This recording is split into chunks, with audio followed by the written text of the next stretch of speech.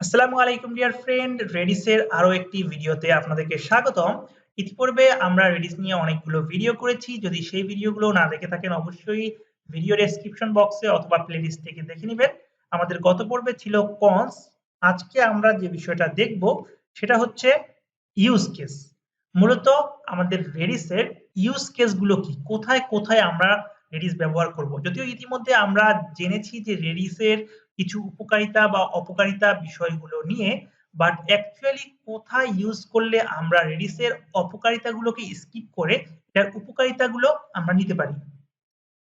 প্রথমত আমরা দেখতে পাচ্ছি যে এখানে আছে ক্যাশিং। মূলত ক্যাশিং কোনো কিছু রাখার জন্য, ক্যাশ করে রাখার জন্য রেডিসটা হচ্ছে সবচেয়ে একটা বেটার ওয়ে প্রোভাইড করবে আপনাকে। এখানে বলছে Redis is commonly used as a caching layer to store frequently accessed data in memory. যদি আমি আপনাদেরকে একটা বিষয় এখানে উল্লেখ করি যে ক্যাশিং এর জন্য কোন বিষয়টা ভালো, যখন আমরা মূলত কোনো অ্যাপ্লিকেশনে লগইন করি, এই লগইনের ইনফরমেশনটা যদি আমরা আমাদের ক্যাশে রাখি এবং সেখান থেকে আমরা পরবর্তীতে বিভিন্ন কাজে এটা ব্যবহার করতে পারি। যারা মূলত সফটওয়্যার ডেভেলপমেন্ট করেন তারা অলরেডি জানেন যে আসলে ক্যাশিং এর মাধ্যমে কিভাবে আমরা ডাটাগুলো রাখতে পারি। অথবা আমি যদি আরেকটা বিষয় আপনাদেরকে উল্লেখ করি, যখন মূলত ই-কমার্সে কোনো কিছু আমরা কিনতে যাই তখন মূলত আমরা কোনো কিছু অ্যাড করি। সাপোজ আমাদের একটা ল্যাপটপ পছন্দ হয়েছে, আমরা অ্যাডে ক্লিক করলে সরাসরি কার্ডে জমা হয় এবং কার্ডে যে ডাটাবেসগুলো জমা হয় বা যে ডাটাগুলো জমা হয় সেগুলো মূলত ক্যাশ আকারে থাকে। এরপরে আছে সেশন স্টোর। সেশন স্টোরটাও মূলত একটা ক্যাশিং স্টোরের মতোই কাজ করে, যদিও এটা একটু ডিফারেন্ট ওয়েতে কাজ করে। আমরা যখন সরাসরি কাজ করব তখন বিষয়টা আপনারা বুঝতে পারবেন। এরপরে আছে real time analysis. Real time analysis বলতে আমরা বোঝাচ্ছি যে রিয়েল টাইম কমিউনিকেশনের যে বিষয়গুলো আছে সেই বিষয়গুলো এর সাথে ইনক্লুড করতে পারি।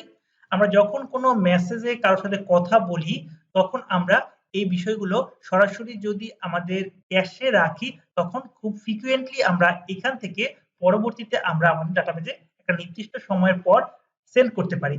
তখন মূলত আমাদের রিয়েল টাইম কমিউনিকেশনটা খুব বেটার একটা রেজাল্ট প্রোভাইড করে। এখানে আছে যে Redis is used in real-time analysis application to process and analyze data streams. এরপরে আরেকটা বিষয় দেখতে পাচ্ছি যে publish and subscription messaging. Redis support publish and subscribes messaging, making it an excellent choice for the building real communication system.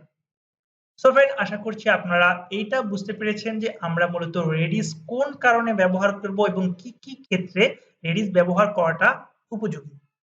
So friend, এই ছিল মূলত আমাদের আজকের টিউটোরিয়াল। আমাদের আজকের টিউটোরিয়াল সম্পর্কে কোনো প্রশ্ন থাকলে অবশ্যই কমেন্টসের মাধ্যমে জানাবেন, আমরা যথাযথ উত্তর দেওয়ার চেষ্টা করব।